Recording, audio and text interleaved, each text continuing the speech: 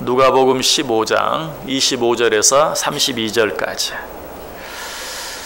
제가 대독해 드립니다. 마다들은 밭에 있다가 돌아와 집에 가까이 왔을 때에 풍악과 춤추는 소리를 듣고 한 종을 불러 이 무슨 일인가 물은데 대답하되 당신의 동생이 돌아왔음에 당신의 아버지가 건강한 그를 다시 맞아들이게 됨으로 인하여 살진 송아지를 잡았나이다 하니 그가 노하여 들어가고자 하지 아니하거늘 아버지가 나와서 권한대 아버지께 대답하여 이르되 내가 여러 해 아버지를 섬겨 명을 어김이 없거늘 내게는 염소 새끼라도 주어 나와 내 벗으로 즐기게 하신 일이 없더니 아버지의 살림을 창녀들과 함께 삼켜버린 이 아들이 돌아오매 이를 위하여 살진 송아지를 잡으셨나이다.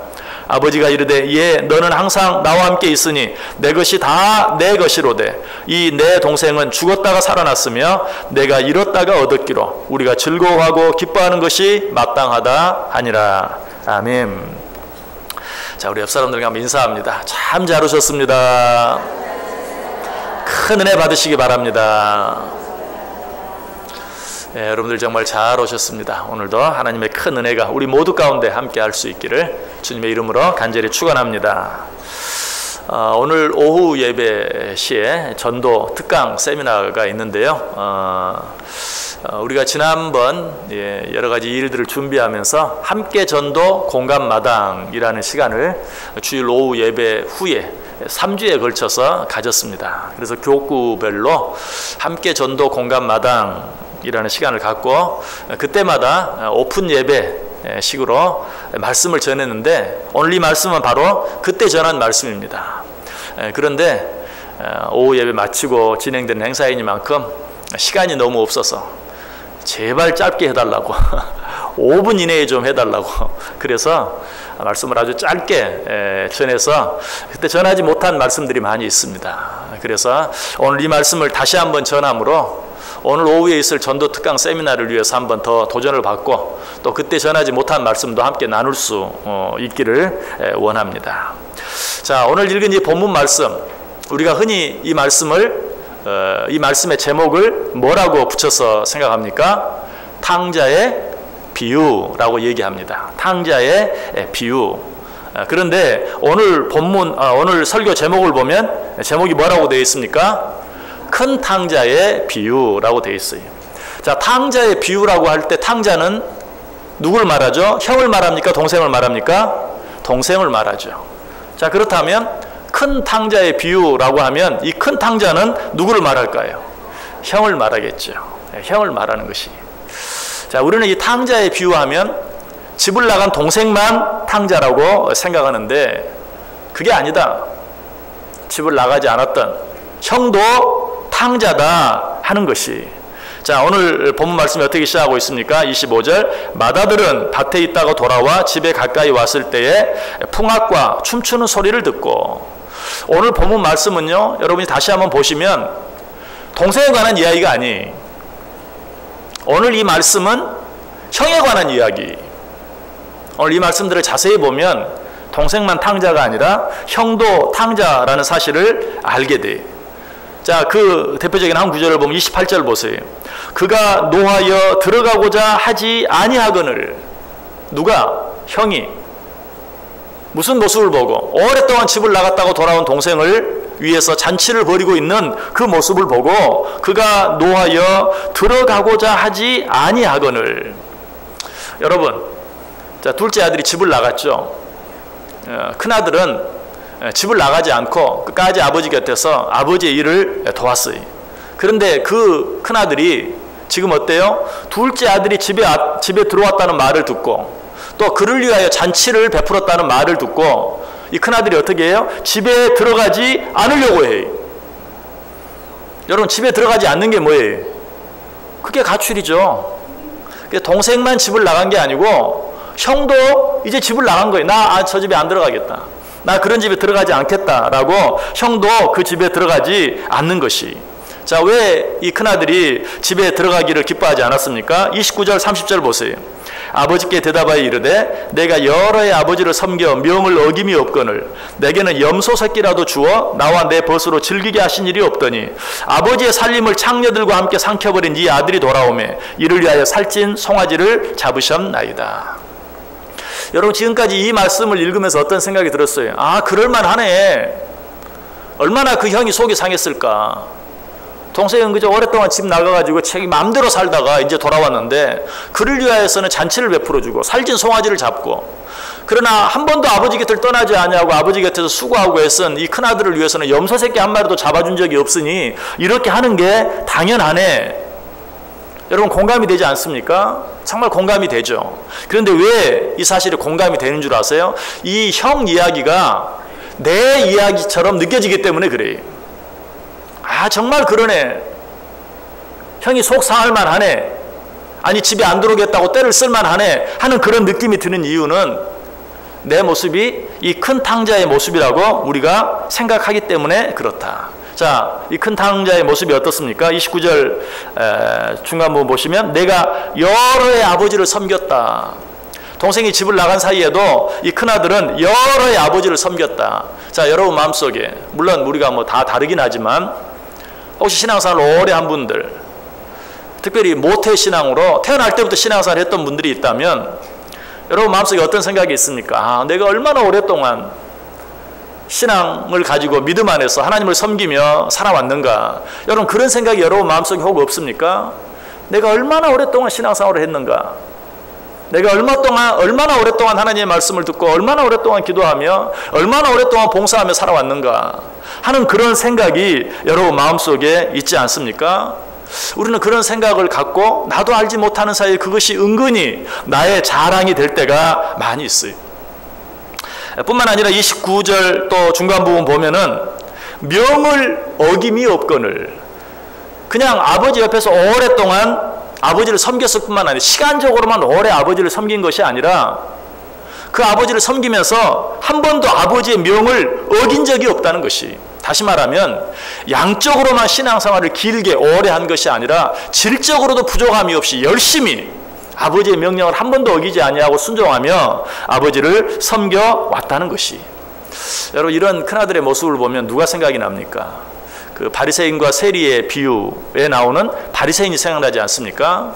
바리새인은 세리를 보면서 뭐래? 나는 저 세리와 같지 아니함을 감사합니다. 나는 정말 하나님께서 원하시는 기뻐하시는 일들을 늘 하고 정말 하나님 앞에 헌금하고 11조하고 금식하고 하나님께서 싫어하시는 일은 하지 않고 하나님이 기뻐하시는 일만 하면서 지금까지 살아왔습니다 라고 말하죠. 항변을 하죠. 오늘 지금 큰아들이 그렇게 하고 있어요.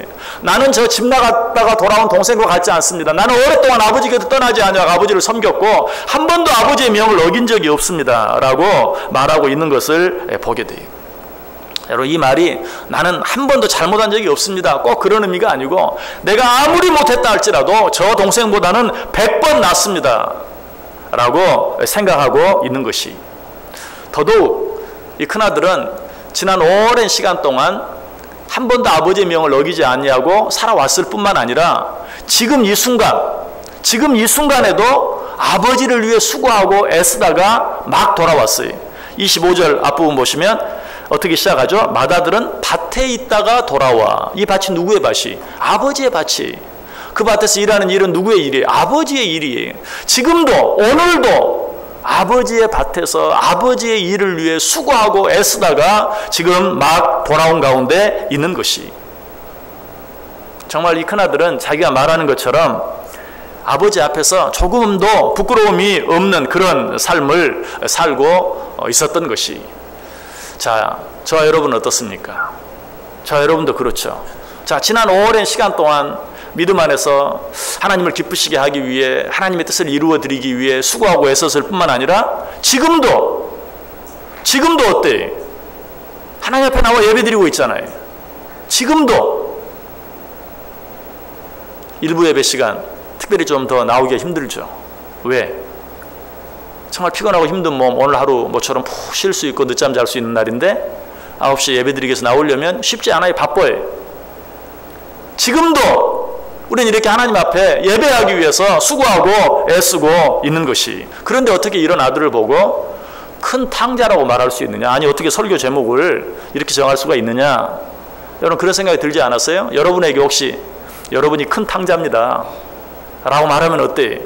여러분 이 오늘 큰아들이 했던 생각, 아니 내가 얼마나 오랫동안 아버지를 섬겼는데, 아니 내가 지금까지 한 번도 아버지의 명을 어긴 적이 없는데, 아니 지금도 내가 아버지의 밭에서 아버지를 위해 수고하고 애쓰다가 돌아왔는데 무슨 말입니까? 오늘 이 말씀들을 통해서 왜 이 큰아들이 큰 탕자인지 한번 생각해 보려고 그래요. 첫 번째로 이 큰아들은 열심히 일을 하면서도 그 속에 아버지를 사랑하는 마음으로 일을 한 것이 아니라 그 일에 대한 대가를 바라고 일을 했던 것을 알게 돼요. 29절 보세요. 아버지께 대답하여 이르되 내가 여러 해 아버지를 섬겨 명을 어김이 없거늘 내게는 염소 새끼라도 주어 나와 내 벗으로 즐기게 하신 일이 없더니. 물론 동생을 위해 살진 송아지를 잡은 것이 화가 나서 이렇게 말한 것이긴 하지만, 그러나 이 말 속에는 그렇게 오랫동안 수고하고 애쓴 나를 위해서 염소 새끼 한 마리라도 잡아준 적이 있습니까? 친구들과 함께 즐길 수 있도록 잔치 한번 열어준 적이 있습니까? 왜 내가 한 수고에 대해서는 그 수고의 대가를 주지 않았습니까? 라고 항변하고 있는 것을 보게 돼요. 여러분, 우리들이 하나님 앞에 열심히 합니다. 수고하고 애씁니다. 지난 오랜 시간 동안 그렇게 해왔습니다. 지금도 그렇게 하고 있습니다. 그런데 여러분, 그렇게 하고 있는 우리의 마음 속에 내가 얼마나 주를 위해서, 교회를 위해서 수고하고 애썼는데, 아니 오늘도 애쓰고 수고하고 있는데 하나님 나를 위해서 뭘 주셨습니까? 혹시 이런 마음이 항상은 아니라도 불현듯 특별히 오늘 큰아들처럼 나보다 더 열심히 신앙생활 하지 않는 사람들 가운데도 잘 되는 사람이 많은데, 하나님은 내가 당신을 위해서 그렇게 수고하고 했었는데 나에게는 뭘 주셨습니까? 하는 이런 마음, 이런 생각들이 들지 않습니까? 여러분, 이런 마음이 바로 오늘 큰아들의 마음이, 무슨 일을 하면서도 정말 하나님을 사랑하는 마음으로 수고하고 애쓰고 봉사하는 것이 아니라 그 일에 대한 대가를 나도 알지 못하는 사이에 기대하고 바라고, 그런 기대가 무너졌을 때 하나님을 향해 원망하고 불평하는 그런 우리의 모습은 아닌지. 이런 마음은 마치 그 품꾼의, 포도원 품꾼의 비유에 나오는 아침 이른 시간에 포도원에 들어갈 때는 어때요? 자신에게 일할 기회를 줬다는 것 때문에 기뻐하며 감사하며 열심히 일했어요. 그러나 마지막 순간에 자기보다 훨씬 늦게 온 사람에게도 자기와 똑같은 품삯을 주었을 때 화를 내죠. 어찌 이렇게 대접할 수 있습니까? 나는 이른 아침부터 해가 질 때까지 수고하고 했었는데 1시간 전에 들어온 저 사람과 나를 어떻게 같이 대우할 수 있습니까? 라고 따지죠. 여러분, 우리 속에 그런 마음이 없습니까? 이런 마음은 잘못된 마음이에요. 하나님께서는 우리를 구원해 주셨어요.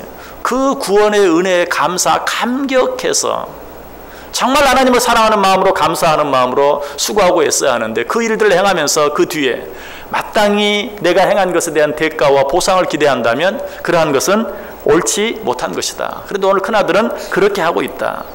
두 번째로, 큰아들은 아버지가 자기의 한 일은 생각하지 아니하고 집을 나갔다가 돌아온 동생만 챙기는 것을 보고 누구를 향하여? 아버지를 향하여 분노를 터뜨리고 있어요. 그가 노하여, 28절에 그렇게 말하고 있는데 27절 보세요. 무엇 때문에 노했는가? 돌아온 동생 때문이 아니라 엄밀하게 말하면 돌아온 동생을 위하여 잔치를 베풀어 주신, 그토록 호화로운 잔치를 베풀어 준 아버지를 향한 분노였던 것을 보게 돼요.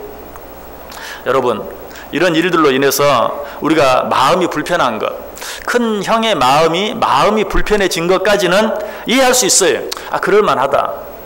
그러나 그 일로 인해서 아버지 앞에 분노하는 것은, 아버지를 향해 분노하는 것은 어떤 경우라도 죄예요. 여러분, 우리들도 신앙생활 할 때 그런 일들이 참 많이 있어요. 아까 말씀드렸던 것처럼 나는 나름대로 한다고 애를 쓰는데도 하나님이 내게 해주신 것은 별로 없는 것 같아. 그런데 어떤 사람을 보면 나보다 훨씬 못한 것 같은데 그 사람은 모든 일이 잘 되고 하나님의 축복을 받는 것 같아.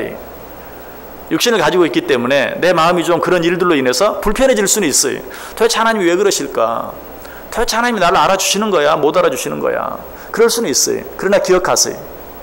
절대자, 나의 주인이 되시고 나의 창조자 되신 하나님 앞에 피조물로서 어떤 일 앞에서도 분노하는 것은, 그것은 죄예요. 토기장의 비유를 생각해 보세요. 어찌 토기장이가 주인을 향하여 나를 왜 이렇게 만들었느냐고 말할 수 있는 권위 있느냐? 없다는 것이.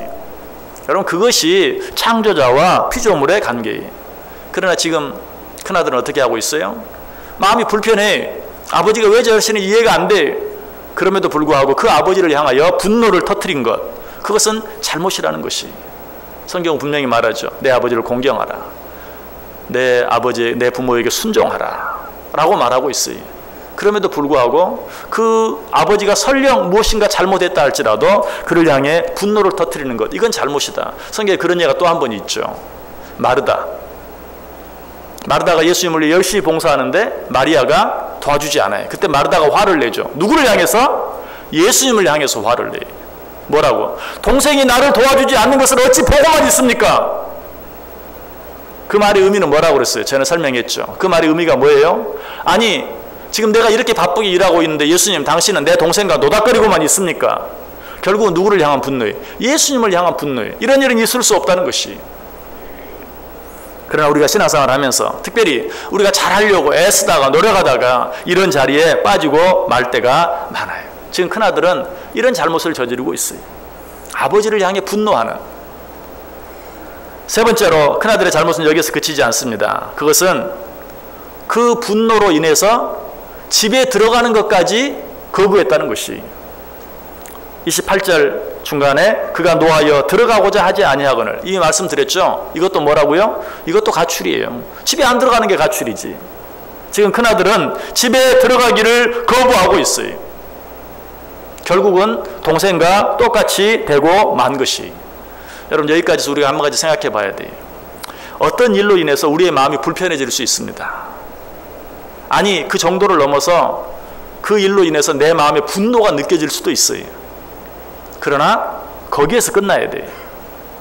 내 마음이 불편해지고, 아니 그것을 견디지 못해서 화까지 냈어요. 그러나 거기에서 끝나야 돼요. 그렇다고 해서 집에 들어가기를 거부하는 자리까지 가면 안 돼요. 이것은 사탄 마귀가 원하는 일이에요. 아까도 말씀드렸지만 우리는 이 육신을 가지고 있기 때문에 분명히 무엇이 더 옳고 무엇이 더 좋은 줄 알면서도 내 마음을 이기지 못해서 마음이 불편하고 그것으로 인하여 분노하기까지 할 수도 있어요. 그러나 거기에서 끝날 수 있어야 돼. 그로 인해서 집에 들어가기를 거부하는, 오늘 우리의 신앙생활에 적용하면 나 이제 교회 안 다녀, 나 이제 저 교회 안 갈 거야, 여기까지 가서는 안 된다는 것이. 그래서 에베소 4장 26절에 보면 분을 내어도 죄를 짓지 말며 라고 말하고 있죠. 분을 내어도 죄를 짓지 말며. 분은 낼 수 있다는 것이. 간혹 정말 우리 연약한 인간의 마음 때문에 분을 낼 수는 있어요. 그러나 분을 내더라도 죄를 짓지는 말라. 이 말은 그 죄로, 그 분노로 인하여 하나님을 멀리하고 하나님을 떠나는 자리까지 나아가서는 되지 않는다라고 이야기하고 있어요. 그런데 오늘 큰아들은 그렇게 하고 있어요. 불편한 마음, 불편한 심기를 이기지 못해서 아버지를 향해 분노하고 결국은 어때요? 집에 들어가기를 거부하는 그런 모습을 보게 되는 것이. 네 번째로 이 큰아들은 자기에게 주어진 특권만 생각했지 자기에게 주어진 책임은 생각하지 않았어요. 자, 이 큰아들은 장자였어요. 장자에게는 아버지의 것들을 상속받을 수 있는 그런 특권이 있어요. 성경에 나오는 이 구약 시대 뿐만 아니라 성경에 나오는 이 신약 시대에도 이 장자에게 주어진 특권은 엄청난 것이었어요. 자, 그럼에도 불구하고 이 특권이 그냥 주어집니까? 우리의 옛 시절만 생각을 해보아도, 아니 얼마 전만 생각을 해보아도 큰아들에게, 장자에게 재산의 거의 대부분을 이렇게 상속해주고 했었죠. 자, 그런데 그렇게 하고 난 다음에는 어떤 책임이 주어집니까? 부모를 모셔야 하고 또 형제들도 책임져야 하는 그런 책임이 거기 따르는 것이. 그냥 무조건 장자니까 재산 다 상속해 주는 게 아니, 그 뒤에는 부모도 책임져라, 형제들도 돌아보아라 하는 책임이 함께 있는 것이. 그런데 이 큰아들은 어때? 장자인 나에게는 아무것도 해주지 아니하고 동생에게만. 여러분, 사실 이 장자에게 아무것도 해주지 않은 게 아니. 아버지가 뭐라고 말해? 내게 있는 것이 다 네 것이거늘 이것들은 다 결국 네 것이 아니냐 라고 말하고 있어요. 이미 아버지는 자기가 가진 것을 자기의 것으로 생각하지 아니하고 다 큰아들의 것으로 생각하고 있어요. 큰아들도 그것을 생각하고 있었어요. 알고 있었어요. 사실은 지금 아버지를 위해서 수고하고 애썼다고 항변하고 있지만 이 큰아들은 결국 그것이 다 자기 것이라고 생각하고 일하고 있었어요. 그러면서도 아버지를 끝까지 공경해야 하고, 그리고 비록 말썽 부리기를 좋아하는 동생이라 할지라도 그 동생을 끝까지 책임져야 한다는 그런 어떤 책임은 전혀 생각하지 않았다는 사실이. 30절 말씀 보세요. 아버지의 살림을 창녀들과 함께 삼켜버린 이 아들이 돌아오매. 여러분 이 말씀 보면서 아무 느낌이 없죠.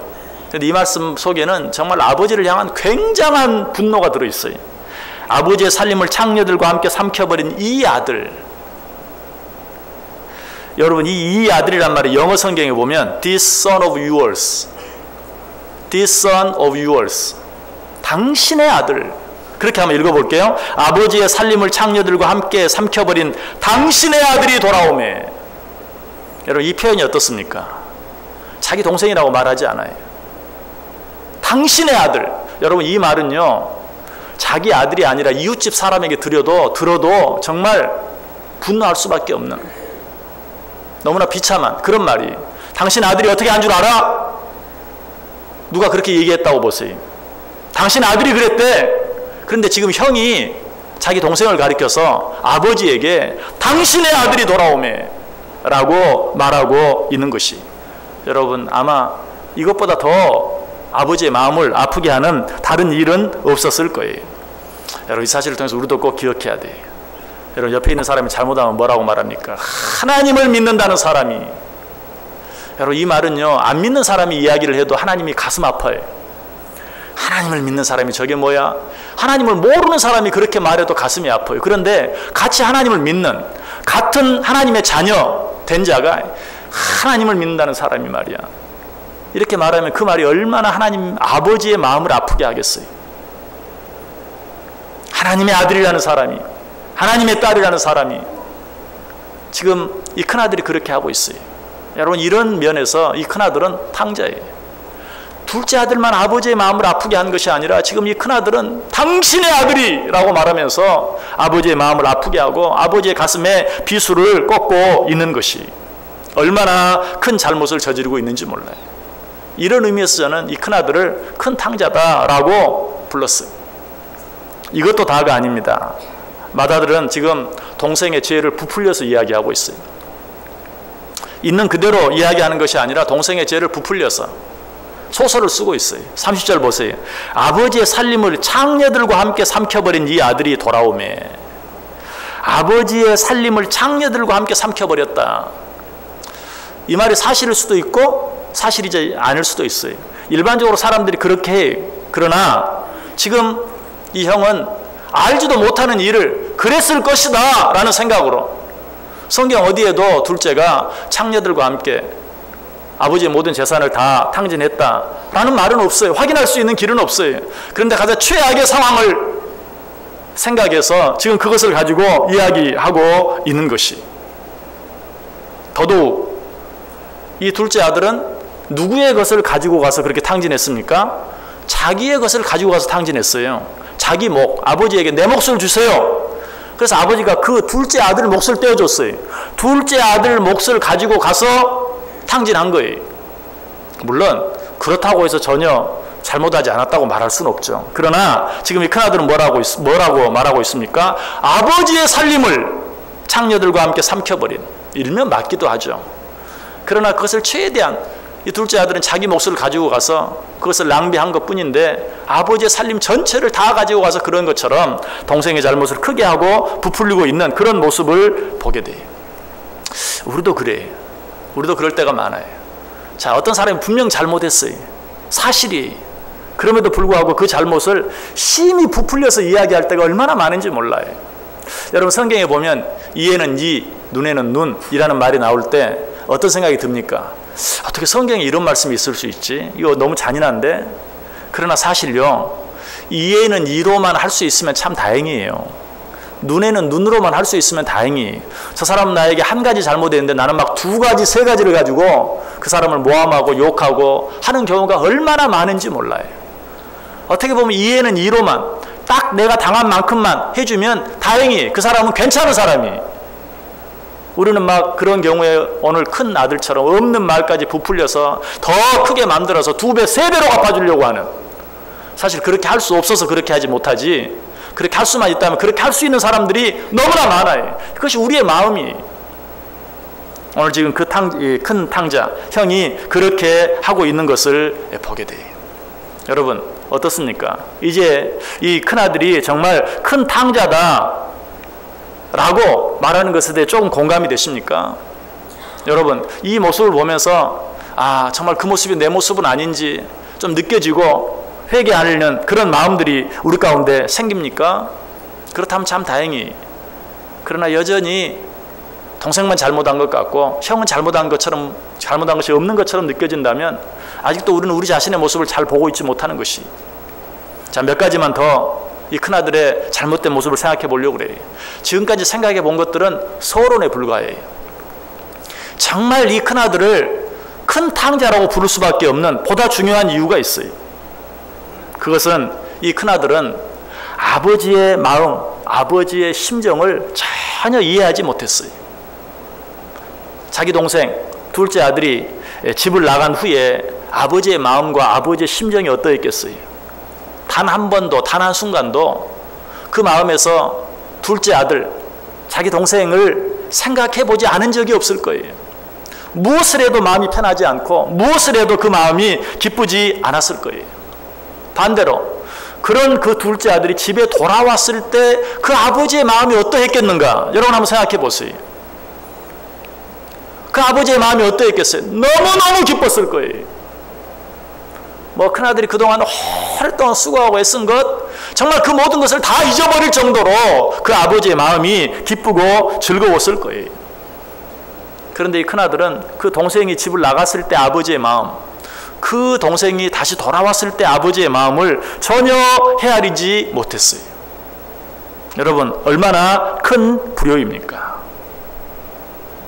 제가 지난번 함께 전도 공감 마당에서 바로 그 말씀을 드렸어요.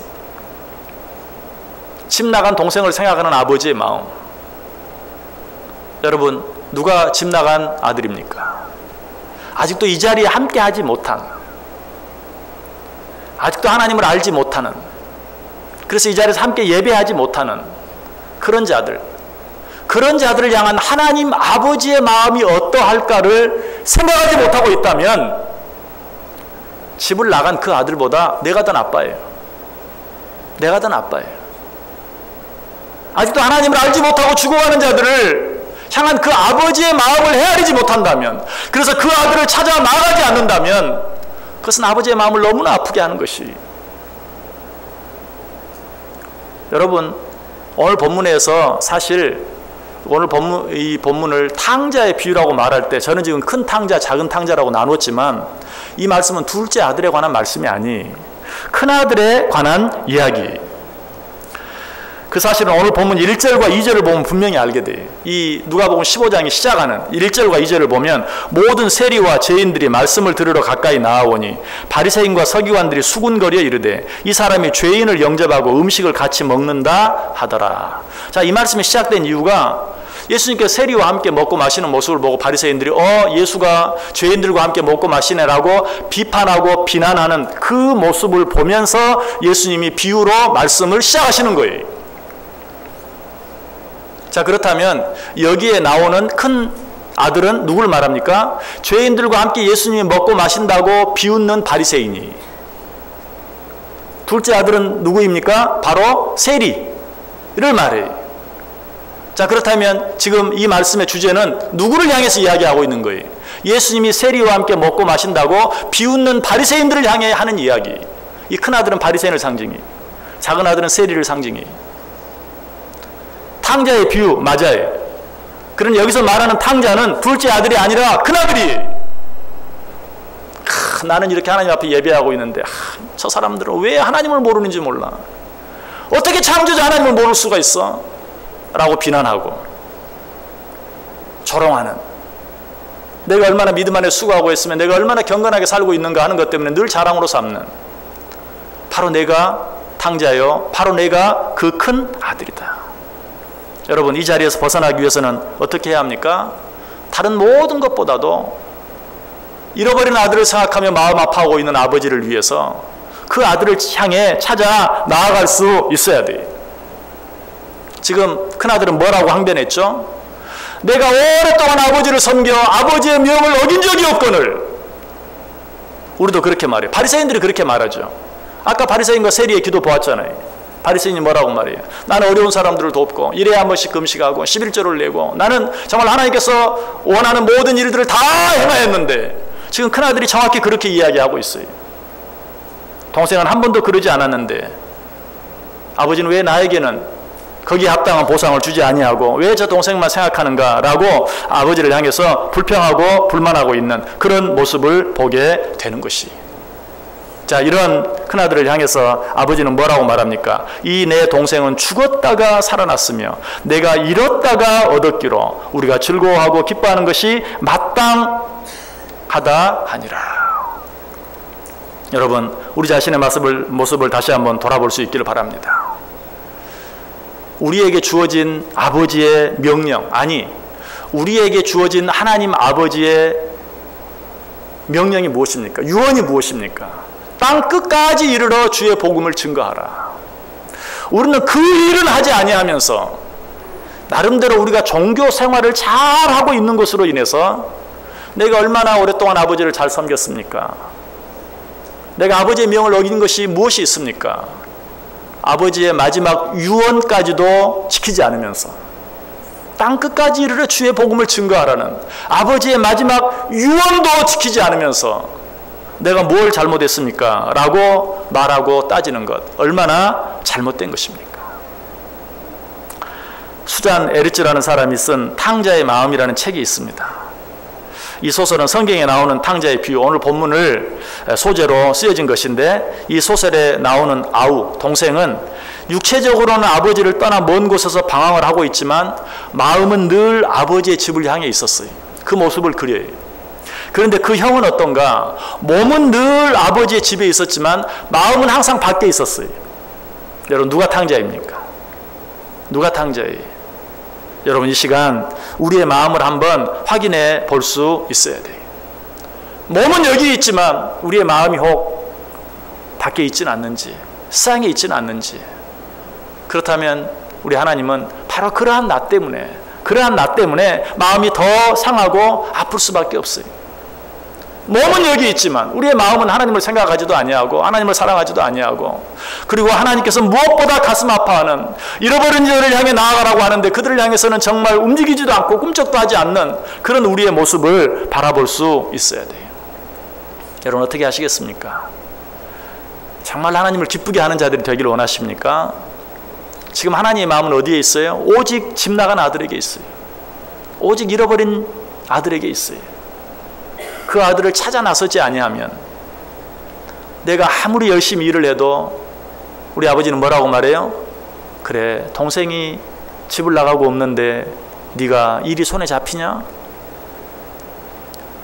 내가 아무리 좋은 음식을 잘 먹고 정말 기뻐해도 그 모습을 보면서 아버지는 뭐라고 생각해요? 지금 네가 음식이 목으로 넘어가냐?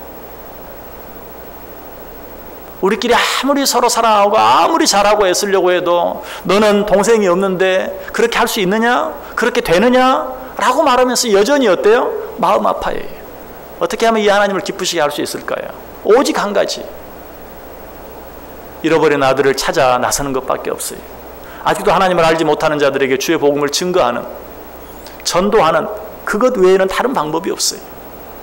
여러분, 이 말씀 꼭 기억하면서 오늘 오후에 여러분 꼭 나오셔서 어떻게 하면 정말 주님께서 내게 주신 마지막 명령, 주님께서 내게 주신 마지막 유언, 그 유언에 순종하는, 그래서 그 아버지의 마음을 기쁘시게 하며 살 수 있을까 한번 확인하고 새롭게 마음에 다짐하고 결단하는 그런 시간이 될 수 있기를 주님의 이름으로 간절히 축원합니다. 기도하겠습니다. 사랑과 은혜가 충만하신 하나님, 감사합니다. 내가 큰 탕자인 것을, 아니 내가 탕자인 것을 깨닫게 하시니 감사합니다. 아버지의 마음을 헤아릴 수 있는 아들 되게 해 주옵소서. 잃어버린 아버지의 아들을 찾아 나서는 우리들 되게 하여 주옵소서. 그래야 진정으로 아버지의 마음을 기쁘시게 하는 우리들 되게 해 주옵소서. 예수님의 이름으로 기도드리옵나이다. 아멘.